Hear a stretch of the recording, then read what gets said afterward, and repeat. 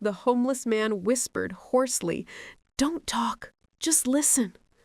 Officer Rachel Torres froze.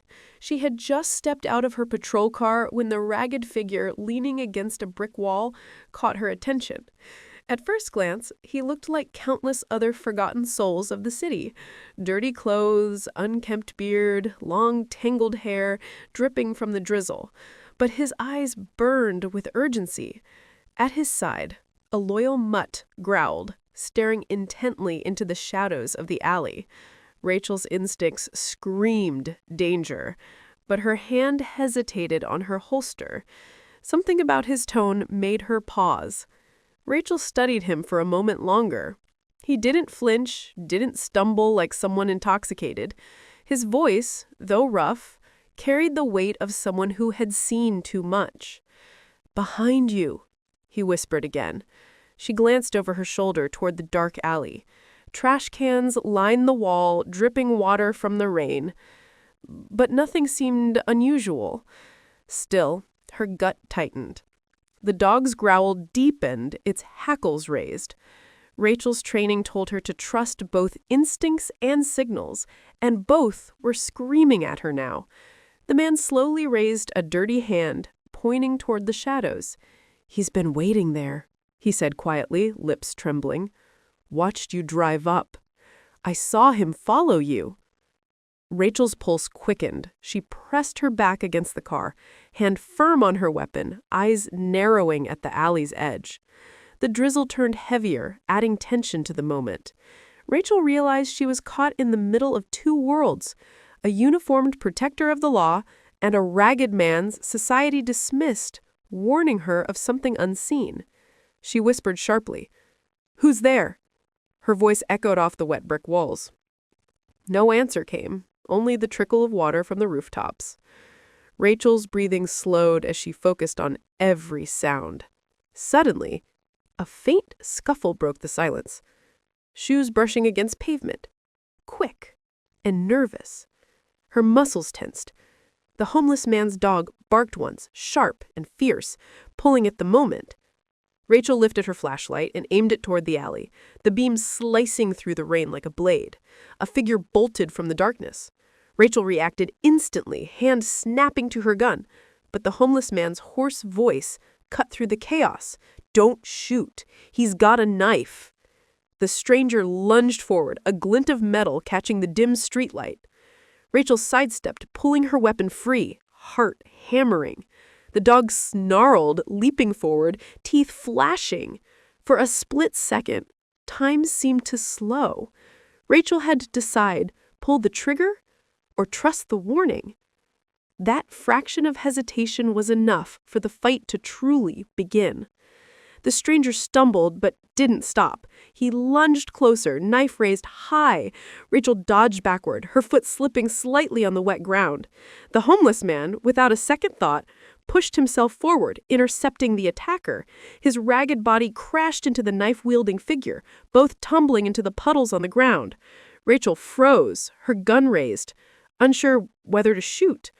The dog barked and snapped at the assailant, buying precious seconds. Rain poured down heavier, soaking them all, turning the fight into a chaotic blur of movements and shadows. Rachel shouted, "Get off him!" But the homeless man grunted, holding the stranger's arm back with all his strength. The knife slashed inches from his face, but he didn't let go. Rachel circled quickly, aiming her gun, trying to find a clear shot without hitting her unexpected ally. Her breath came in sharp bursts, adrenaline surging. Finally, with a loud crack, she fired one warning shot into the air. The sound shattered the night. The attacker flinched, giving the homeless man just enough leverage to wrench the knife free and toss it aside. The knife skittered across the wet pavement, landing near Rachel's boots. She immediately kicked it away, far out of reach. The attacker struggled violently under the homeless man's grip, but he was weakening. Rachel moved closer, snapping her cuffs from her belt. With one swift motion, she pinned the man's arm and clamped the metal tight. The sound of the click echoed like a final punctuation. The man growled curses under his breath, but the fight was over. Rachel exhaled, trembling slightly, still processing the danger she had narrowly avoided.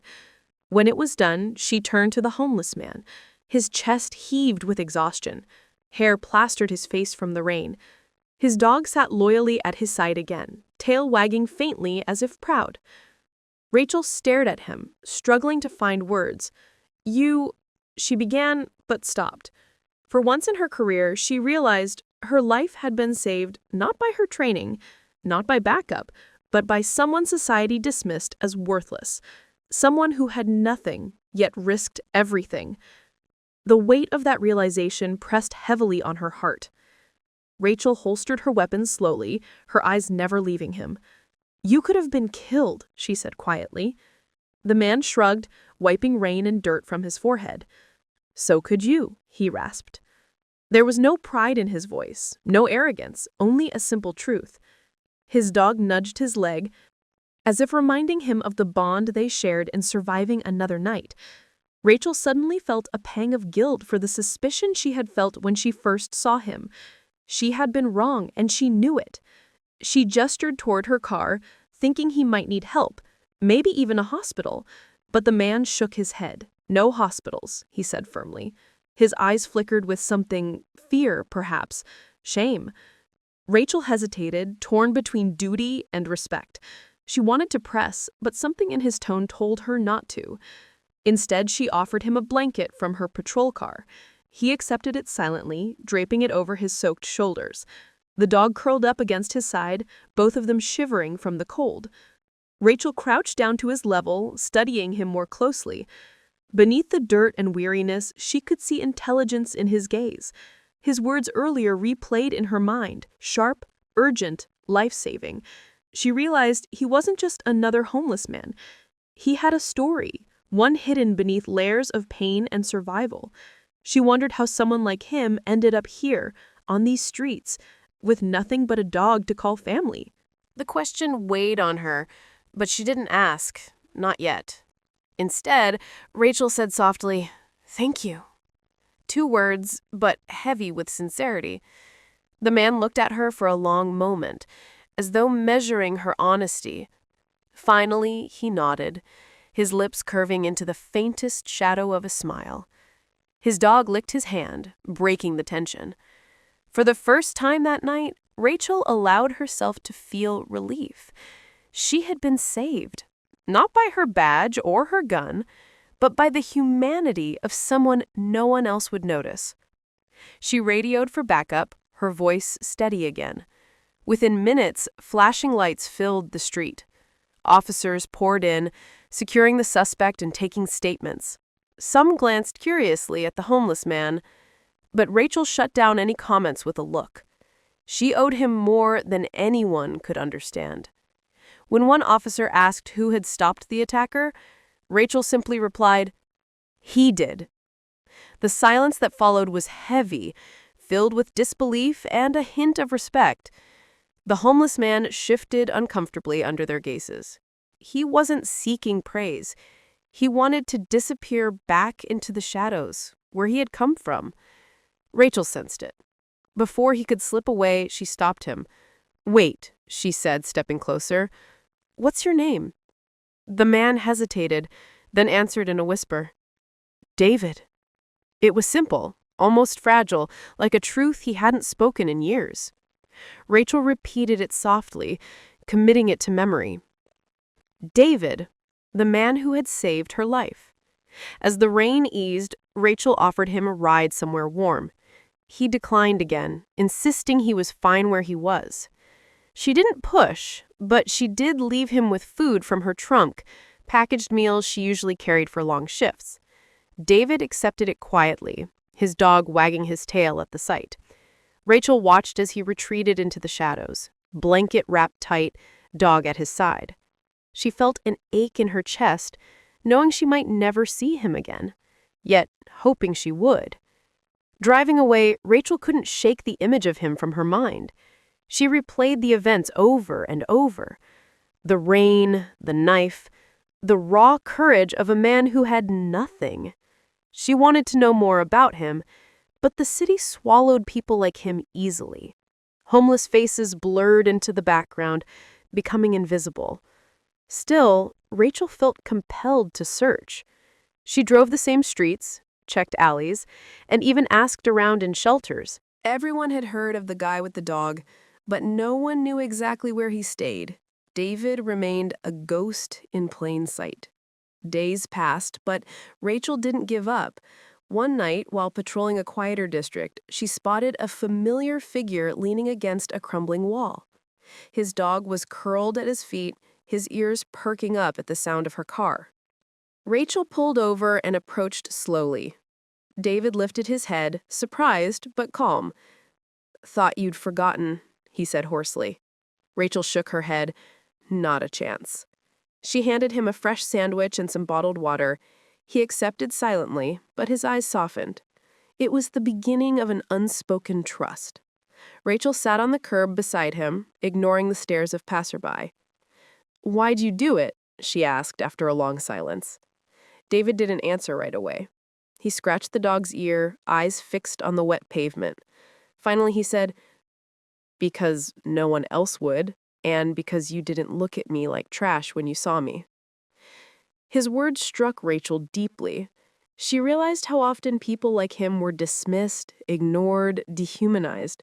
For David, that one moment of acknowledgement had been enough reason to risk everything. Over the following weeks, Rachel kept finding reasons to check in on him. She'd bring food, a blanket, or sometimes just conversation. David was reluctant to share his story, but pieces slipped through. He had once held a steady job, even had a small apartment. Life, however, had unraveled quickly. An accident, medical bills, the loss of his family, and soon the streets became his only home. Through it all, his dog Max had been his anchor. "He saved me more than once," David admitted, rubbing Max's head. Rachel understood the weight behind those words. Rachel started noticing how sharp David's mind was. He spoke several languages, knew history and literature, and had a perspective on the city she rarely heard. "You're wasted out here," she told him once. He only smiled bitterly. "The world doesn't want men like me anymore." But Rachel disagreed. She began to see David not as a hobo, but as someone with dignity, courage, and wisdom hidden beneath the grime. Each encounter deepened her respect for him. Slowly, she began to wonder if maybe she was supposed to be part of his story. One stormy night, Rachel found David sheltering under a bridge. The rain pounded like hammers, and the cold cut through everything. She insisted he come with her, just for the night, to the precinct's spare cot. He resisted, but Max nudged him forward, as if giving permission. Reluctantly, David agreed. When he entered the station, curious eyes followed. Officers whispered, some sneering, but Rachel stood firm. "He saved my life," she reminded them. That silenced the room. For one night, David and Max had a roof, warmth, and food. David didn't stay long at the precinct, but the experience left an impression. "It felt strange," he admitted later, "like I didn't belong, but also like I remembered what it was to be human again." Rachel assured him that he had never lost that humanity. Slowly, their bond grew into something more than gratitude. It became friendship. She realized she looked forward to their conversations, the quiet wisdom he carried, and even the way Max wagged his tail when he saw her. In the chaos of her job, David became her calm. But trouble wasn't far. One evening, Rachel was called to a disturbance near an abandoned warehouse. When she arrived, she realized with dread that David was involved. A group of gang members had cornered him, mocking his ragged clothes, threatening to take Max. Rachel's heart pounded as she rushed in. "Police, drop it!" she shouted. The gang sneered, but scattered when backup arrived. David had bruises on his face, but Max was safe. Rachel knelt beside him, helping him up. His eyes met hers with quiet gratitude, but also shame at being seen so vulnerable. That night, Rachel stayed longer than she should have, patching his wounds with a small first aid kit from her car. "You don't owe me this," he muttered. Rachel shook her head firmly. "You saved me once. Now it's my turn." For the first time, David didn't argue. He let her help, and in that silence, something unspoken passed between them. Rachel realized this man, discarded by society, had become one of the most important people in her life. It scared her, but it also gave her a strange kind of hope. Weeks rolled by, and their friendship deepened. Rachel began leaving small notes at the spots she knew David frequented, reminders to meet or simply kind words. David saved them carefully, hidden in the folds of his worn jacket. To him, they were treasures. Max, too, grew fond of Rachel, often running to greet her with wagging tail and wet nose. The three of them formed an unlikely bond: a cop, a homeless man, and a loyal dog. The city was still cruel, but together they carved out moments of warmth in its cold streets. Rachel started asking herself a dangerous question. What if David could start again? She looked into shelters, rehabilitation programs, even temporary jobs. Each time, David resisted. "I'm fine out here," he'd say. But Rachel saw through the lie. She saw the weariness in his bones, the longing in his eyes whenever they passed families or warm cafes. He was surviving, not living. And Rachel wasn't ready to let him fade away into the city's forgotten corners. She wanted more for him, even if he didn't believe he deserved it. Then came a turning point. One night, Rachel responded to a call about a missing child. Desperate parents had reported their son vanished in a park. Hours passed with no leads. Just as hope was dimming, David appeared, Max pulling eagerly at his side. "He's in there," David said, pointing to a locked shed. Rachel was skeptical, but she trusted him. Breaking it open, they found the terrified boy inside. Rachel's colleagues stared in disbelief. Once again, the man no one trusted had saved a life. David simply walked away, whispering, "The dog knew." Rachel couldn't stay silent any longer. She called after him. "David, people need you. Not just me, everyone." He froze, then turned slowly, eyes searching hers.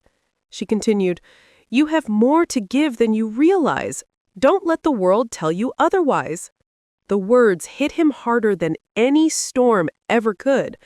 For the first time, he allowed himself to imagine a different life, not just wandering, not just surviving, but helping, belonging, being seen. Max barked once, as if agreeing.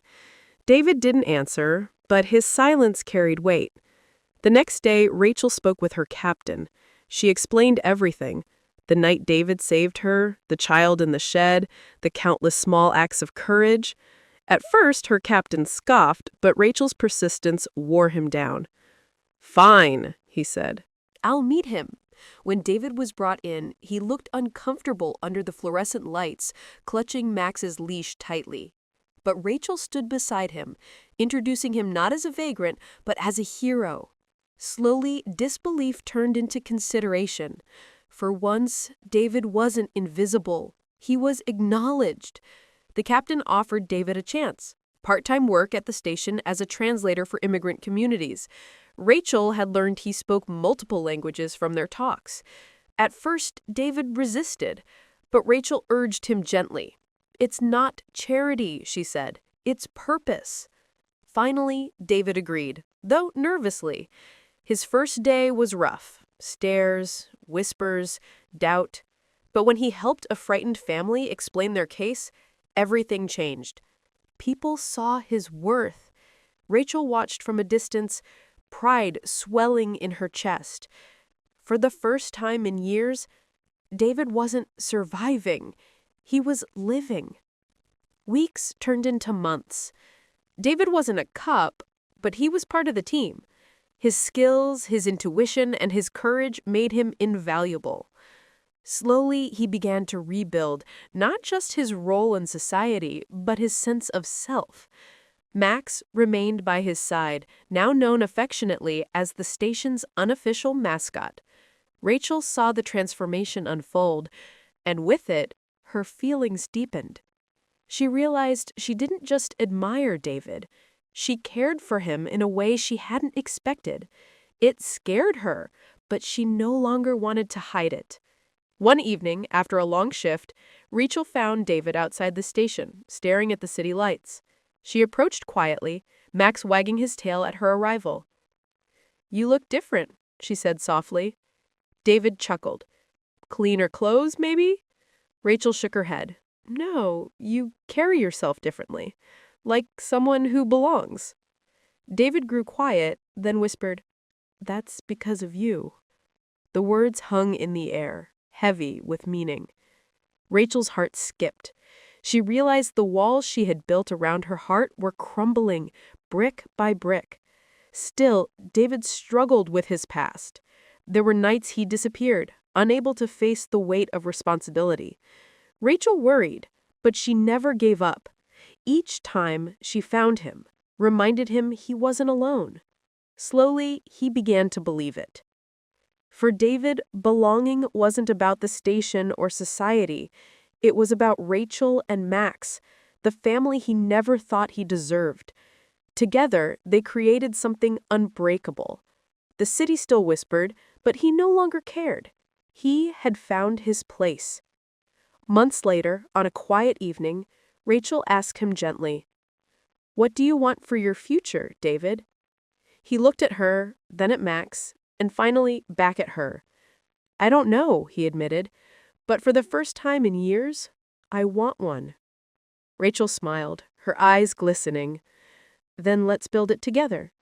It was a promise, unspoken but real.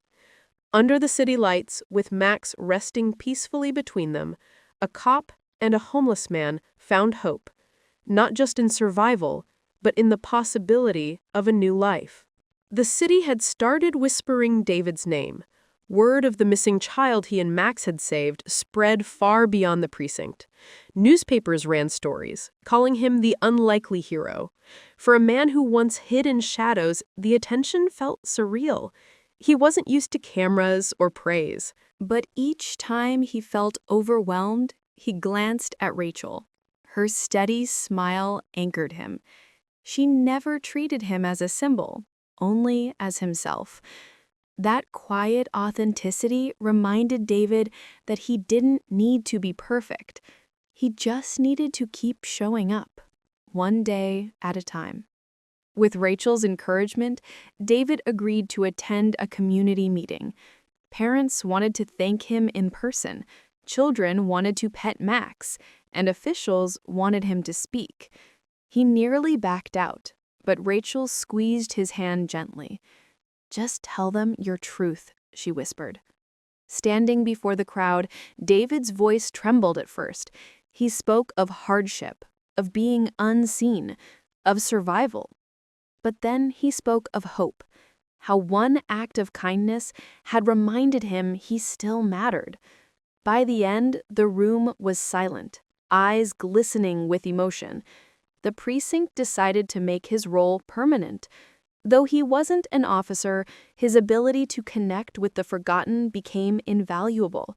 He mediated disputes, helped bridge cultural divides, and even guided young people away from gangs. Max became a local legend, his barking seen as a warning no one dared ignore. David felt pride for the first time in years, pride not in wealth or status, but in the quiet truth that he had turned pain into purpose. In every step of that transformation, Rachel had been by his side, believing when he couldn't. One evening, Rachel invited him to dinner at her apartment. Nervous, David brought flowers he had bought with his first paycheck. He laughed at himself, thinking how strange it felt to be nervous about something so simple. Rachel opened the door, her eyes widening at the flowers. "They're beautiful," she said softly. For the first time in a long while, David allowed himself to feel something tender. They talked for hours over homemade pasta. Between laughter and long silences, a new understanding grew. They weren't just allies anymore. They were two hearts cautiously reaching toward each other. Yet doubt lingered. Alone later, David stared into the mirror, seeing the scars of his past etched deep. "What could she possibly see in me?" he murmured. Max nudged his leg as if to argue, Rachel, too, seemed unshaken by his self-doubt. Each time he tried to push her away, she drew closer, not with pity, but with respect. She didn't want to erase his past. She wanted to walk with him through it. Slowly, David realized that maybe love wasn't about being flawless. Maybe it was about being seen, completely, and still accepted. The city's storms hadn't stopped. Crime, poverty, and injustice still raged on, but now David faced them differently. With Rachel and Max, he wasn't just enduring, he was building. Sometimes they patrolled together unofficially, her in uniform, him in warm boots, Max trotting proudly at their side. They made an odd trio, but to the people they helped, they symbolized something powerful: redemption, partnership, hope. Children began to greet David by name, tugging at Max's fur. Elderly neighbors offered warm meals. For a man who once believed he had nothing, these gestures felt like treasures. Rachel's captain called her into his office one day. "You've changed since he came into your life," he said bluntly. She braced herself for criticism, but instead he smiled. "For the better. You fight harder. You care deeper. Maybe we all needed someone like David to remind us why we wear the badge." Rachel left the office with tears in her eyes. She found David outside, leaning against the wall. Max curled nearby. She simply whispered, "You're changing more lives than you realize." For once, David didn't argue. He just let the truth sink in. The turning point came at a city ceremony where David was formally recognized for bravery. Standing on stage, he fidgeted nervously, but Rachel's presence steadied him. When asked to speak, he didn't tell a story of heroism. Instead, he said, "I'm not a hero. I'm just a man who was given a second chance. Don't look at me. Look at those you ignore every day. They matter too." The applause that followed was thunderous. Rachel's eyes shone with pride, knowing he had spoken not for himself, but for all the unseen souls still waiting for their chance. That night, as they walked home together, the city lights glowing around them, Rachel slipped her hand into his. David stiffened, then relaxed, letting warmth flood through him.